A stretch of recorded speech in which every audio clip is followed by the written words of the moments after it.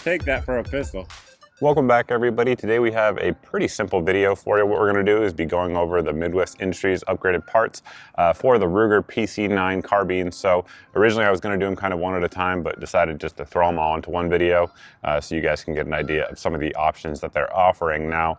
For those that haven't seen it, I have a full review of the Ruger PC carbine, and I said back then, this is of course the takedown version, I said back then that these things are going to be extremely popular, accessories will be out, all of those sorts of things, and all of that is starting to come to fruition in 2020, which certainly is good. So we'll walk through the pieces step by step and go over kind of the pros, cons, features, etc. of each one of them.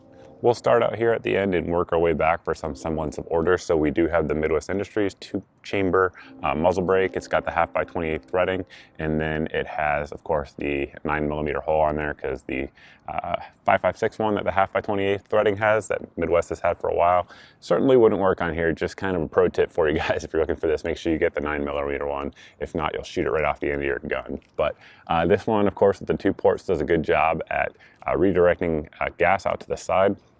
Of course, that will help in follow-up shot speed. That said, this carbine's pretty easy to shoot quickly regardless, but I know these days, which I think is a good thing, by the way, there are a lot of different shooting sports organizations that are having like PCC type of events, and with that said, this thing absolutely will cut your splits if you're looking for those thousandth of a second, those sorts of things. The handguard that we have on this particular carbine is their 14-inch one. They also make a 12-inch version, which is obviously a little bit shorter.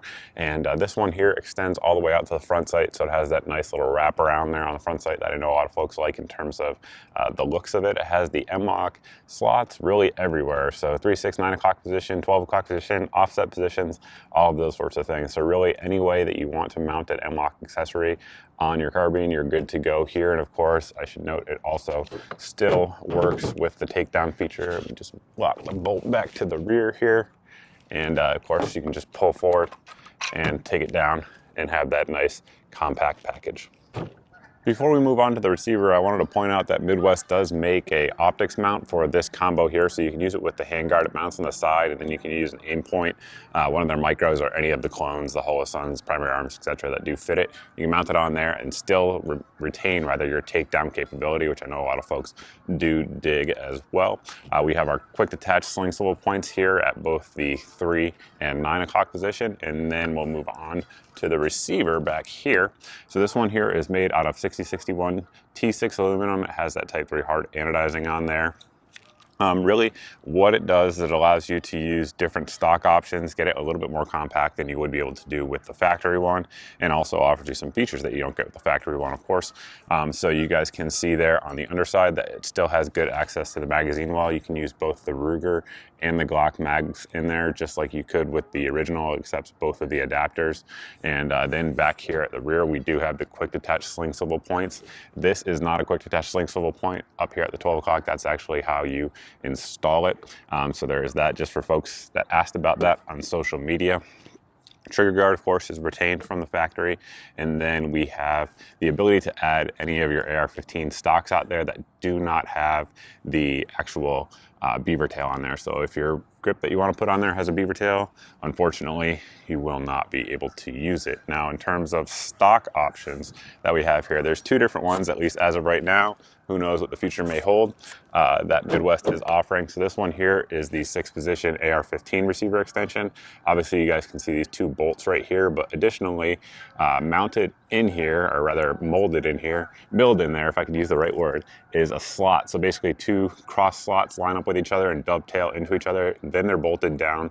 Obviously, they recommend that you guys use Loctite. I would stick with that, and we've had 0 issues with anything coming loose. It's mil spec in terms of the receiver extension. Then back here at the rear, since there's no actual buffer and spring going through there, they have an O-ring sealed storage compartment, so you can put anything in there that you'd want to, batteries, etc., those sorts of things. And it's O-ring sealed, so just snug it down, and that way it will remain waterproof as well. One thing to point out that I didn't really, I guess, realize until I got this in and on the gun is that when you're actually holding it in the, I guess, the natural firing position, if you're really close, like all the way snug down, your hand will have some interference with it. I'm not sure if you guys can see it there. So really, you kind of got to go like 1 click off For storage, of course, you can collapse it all the way down, but one click off, you're good to go. You're able to manipulate the trigger, the safety. Before we get into my final thoughts on everything here, I just want to address something because I realized, based on my analytics anyway, about 80% of folks who watch this video are not subscribers of the channel and haven't seen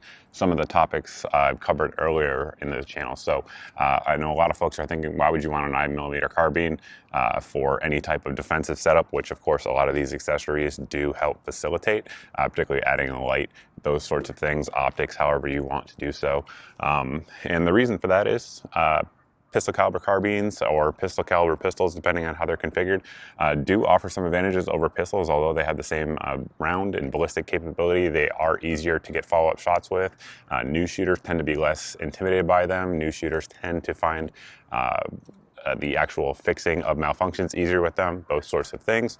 And of course, for reloaders, they're cheap to train with, which certainly is nice. And of course, for some folks, depending on where you get your ammo anyway, the 9mm is going to be a cheaper offer than some of the centerfire rifle stuff out there. So there's definitely a place for these types of firearms out there for folks who want to have fun, or even folks who want to defend themselves.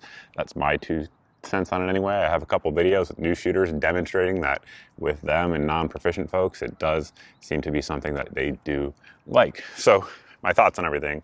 Number one, the Handguard, I do like it. I like really just about everything about it. I like the sort of infinite mounting capabilities that you do have there. So really the sky's the limit on that one. Muzzle brake, like we talked about, not a huge fan of brakes personally. However, I know a lot of folks are, and it just sort of depends on your preference and your application of the gun that you're actually using.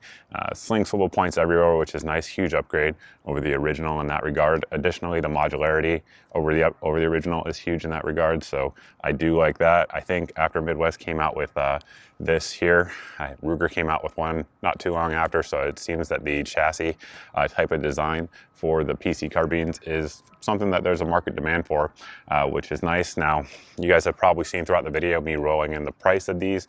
There will be links and stuff down below in the video description or pinned in the comments if you guys want to pick this stuff up. But like I said in my first video on the PC carbine, again, I think these guns are going to continue to sell like crazy, and because they're just super reliable, accurate. If you guys haven't seen it, go check out my video, but I still haven't had a single malfunction to date out of the PC Carbine 9, so that really is paramount for me.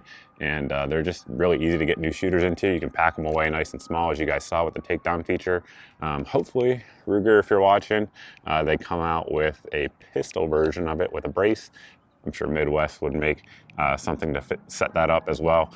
Of course, you could throw a brace on here and maybe like a little shorter barrel, a little smaller Midwest handguard, something like that would certainly be cool. But even as it is in its current configuration, it's a great little carbine for a ton of different uses, particularly with these accessories on there. If you guys have any questions about any of the accessories from Midwest, by all means, post down below in the comment section. You can also post those over at my Facebook page as well. That's generally speaking the best way to reach me, simply because I don't see all the comments on YouTube, because there's hundreds of thousands of you and only one of me. I try to sort of centralize that over on my Facebook page and get to folks over there. Sometimes it takes me a couple days, but I will get to you.